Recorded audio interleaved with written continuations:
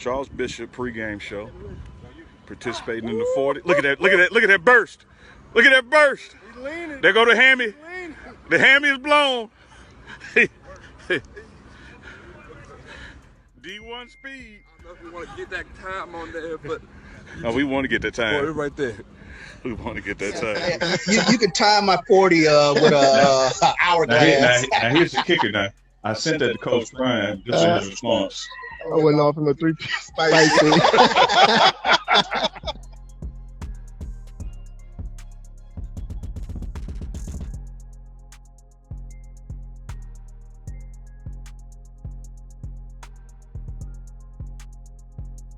J Mac from Syracuse, New York, man, came all the way out to see my Colorado Buffs. What channel do you watch? They brought you out here. The pregame show. Never watched the college game till last season when Coach Prime came to Colorado. And I am in Colorado at Folsom Field. I am the Colorado Buffaloes auntie from Texas.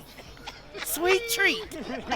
Hey, I've been following the pregame show. It's all about let's go Buffs. Way from Texas. Yes, sir. Watch you every single day. Nobody lays it down like Uncle Neely and the pregame show. Neely, pregame show behind the scenes for everything. And why does he get that kind of access? Why does he get that kind of access?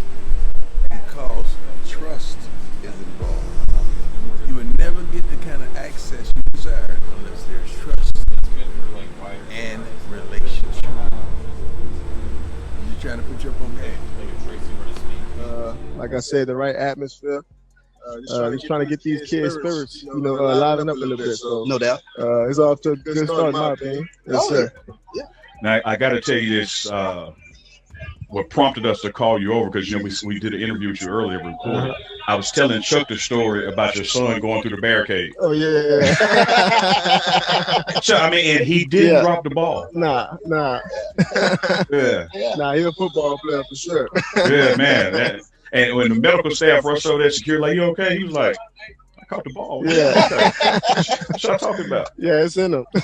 Do you good remember stuff, you remember your time going through camps like this? Yes, sir.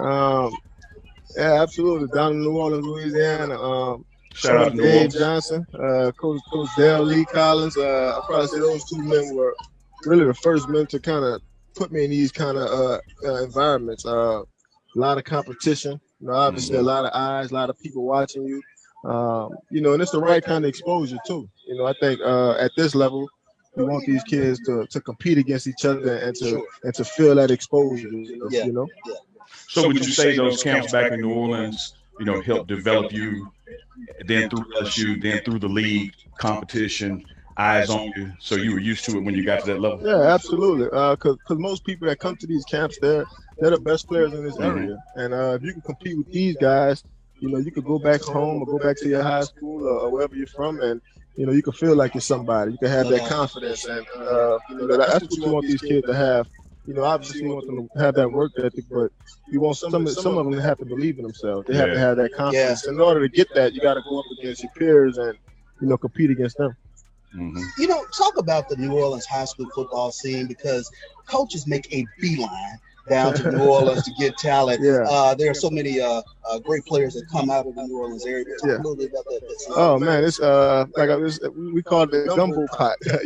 Down in Louisiana. All you gotta do is stop by. You never know what you're gonna come across, what you're gonna find. But it's a lot of talent down there, man. That's why I'm so big in the community down there. Just trying my best to keep those kids encouraged. And then I think me too, just showing up, even Coach Prime, just him showing up and having kids see him. I mean, that there alone gives kids hope, that somebody's watching them, somebody's paying attention to them, and, that sometimes that makes us work harder. That makes us, keep a clear vision and keep our eyes focused on our goals. Sure.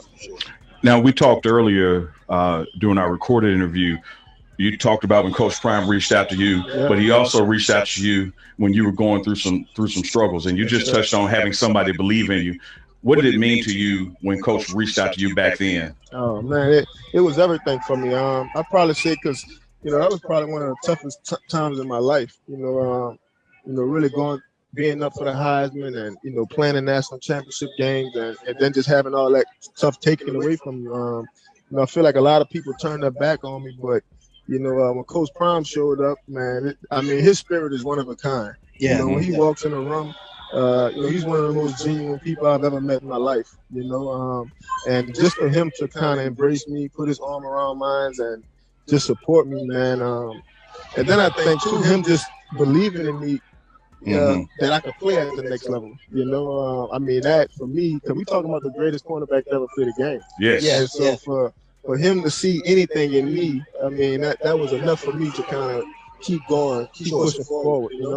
Now, I'll tell you this. I have referred to him as the greatest cornerback to play the game, and he stops me and says, greatest player. Greatest player. Don't just focus on that position. It's all of them. I'm going to take that back because I know you're going to watch this. Right? Exactly. Coach Prime definitely one of the greatest players in the game.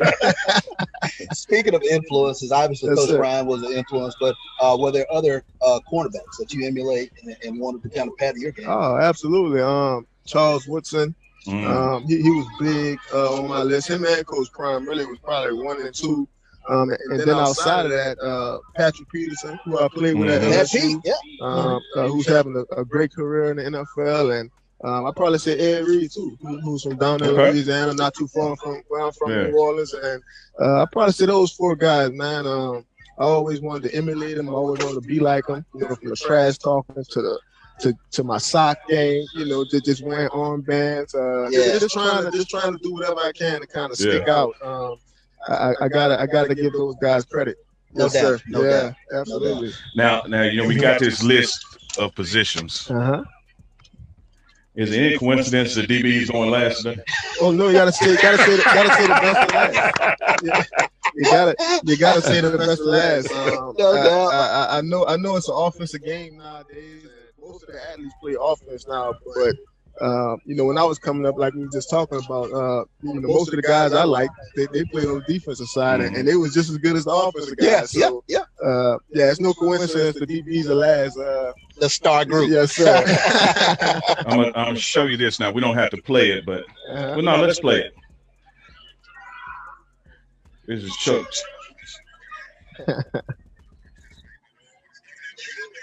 Okay. Yeah. You can time my 40 with a hourglass. Now here's the kicker. Now I sent that to Coach Prime just in his response. I went off him a 3-piece spicy. So you know what's going on.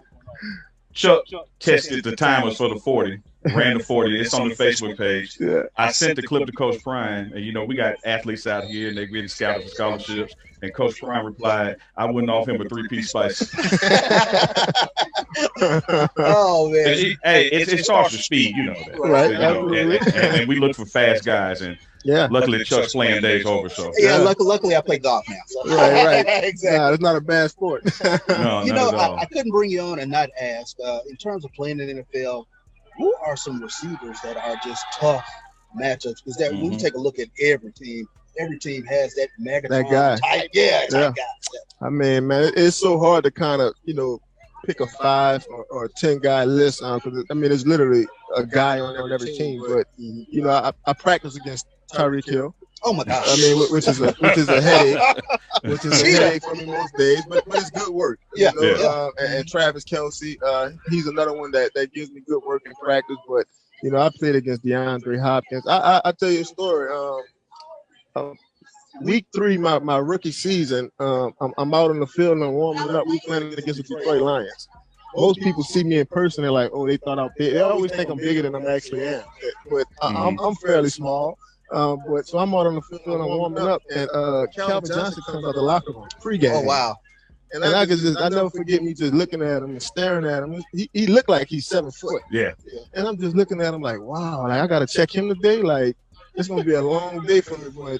Man, there's so many guys, man. Calvin Johnson's, Anquan Bolden. I never forget when I played against him. He's just one of the toughest guys. Yeah, he can take a hit, man. He's gonna play every part of the game. Yeah, he's gonna block. He's gonna do everything it takes to win. And but even going back to Arizona when I first got into the league, playing against Larry Fitzgerald in practice. Oh wow.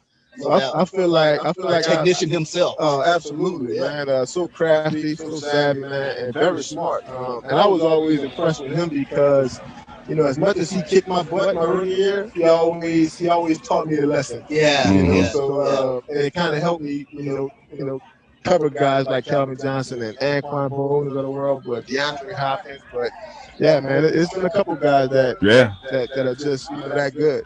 No doubt. But man, you hit it on the head. You're going to get some dogs in practice. Sunday and Monday nights get to be pretty relaxed. It's fairly easy. That's it. I say that about Coach Prime. You know, when he was in Atlanta practice, he's guarding Andre Rice. He goes to the 49ers, he's Jerry Rice. He goes to Dallas, he's up against Michael Irvin. When he gets to Sunday, it's a drop-off, man. He's ready. That's why the work is so important. You know, that's why I like to come out and watch these kids work because, you know, we talk about speed, right? And that's one of the things you can't coach. And, you know, you can't coach work ethic neither, you know. So you want to see who works the hardest, and obviously who has speed, who listens to you when you're talking. I feel like those three things are things you can't coach. And if you have a player that have all three of those things, you know, you got a guy that you can really work with, you know. Well, speaking of some things you can't coach, let's talk about a generality of just being coachable.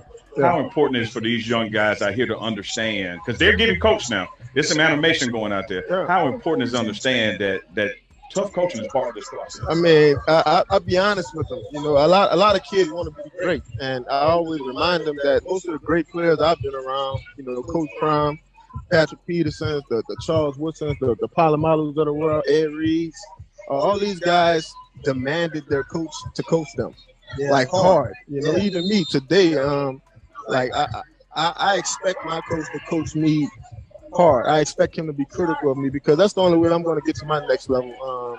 Because we could get comfortable. You know, most of us have been playing this game since we was 5 years old, and we think we know all the rules. We think we know all the ins and outs, and it's always something you can learn. So even today, 29 years old, you know, going into my 9th year, I'm still one of the more coachable guys. Man, 9 years. Team, 9 years already. 9 years. It flew by. And I never forget when Coach Prime came to, I was actually in Deerfield, Florida, when he came to see me after I got kicked out of LSU. And, you know, that was like 10 years ago. So, man. Yeah. That was a while ago. Yeah. Man, I tell you what, man, it's been a pleasure having you stop by here on the Yes, sir. show. I appreciate it. Able to, you know, get some insight. Yes, sir. What you said. I got to tell you, man, this I got two schools, JSU and LSU, and to have you sitting here with us on this day, because today is my birthday. Today is my happy birthday, man. I appreciate that. Yes, so to spend my birthday with the Honey Badger, man, I'm going home, man. I appreciate that. Yes, sir. No doubt to visit with you, man. Absolutely. Yes, thank you for coming. Yeah, absolutely. Man, good deal, man. We catch up some more. Enjoy the camp, man. Yes, sir. Appreciate y'all. See y'all. It's Charles Bishop Neely, the Honey Badger, here on the Pregame Show. You're listening to the Pregame Show at Jackson State.